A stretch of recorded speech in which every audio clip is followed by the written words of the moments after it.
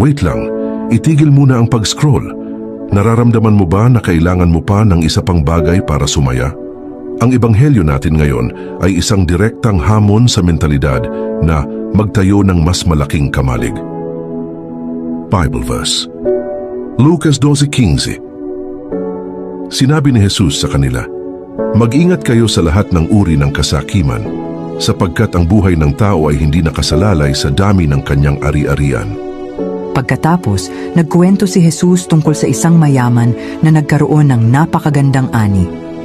Nagpasya ang lalaki na gibain ang kanyang maliliit na kamalig at magtayo ng mas malalaking kamalig.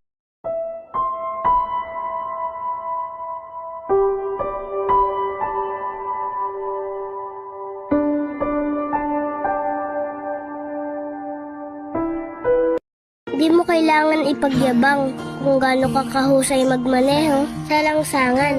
Alam mo ba yung masarap ipagmalaki kanino man kung ilan beses ka nakauwi ng ligtas sa iyong tahanan at kung paano ka iningatan ng Diyos araw-araw.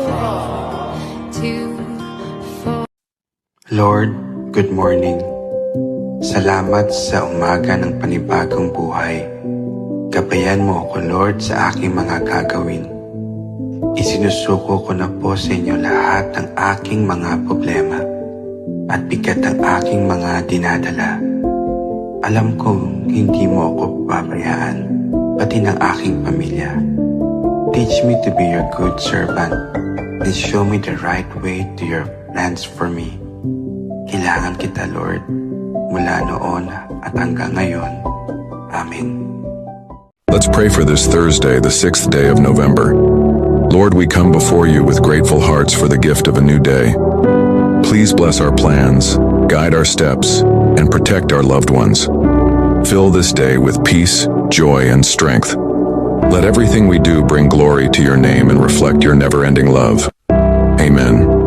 Panginoon, lumalapit kami sa iyo ngayon, dala ang bigat ng mga nangyari. Marami ang nawalan na takot at nakaramdam ng panghihina, pero sa gitna ng kalamidad, ikaw ang aming pag-asa at sandigan. Lord, yakapin mo ang lahat ng naapektuhan. Paganin mo ang puso ng mga nagdadalamhati. Palakasin mo ang loob ng mga pagod at takot. At patatagin mo ang pananampalataya ng bawat pamilya. Gabayan mo sila sa mga susunod na araw. Ibigay mo ang tamang tao, tamang tulong, at tamang lakas na kailangan nila para makabangon muli. Kung may mga puso na naguguluhan, bigyan mo ng kapayapaan. Kung may mga bahay na nawala, punuin mo ng pag-asa ang bawat tahanan na muling tatayo. Panginoon, salamat dahil kahit hindi namin maintindihan ang lahat,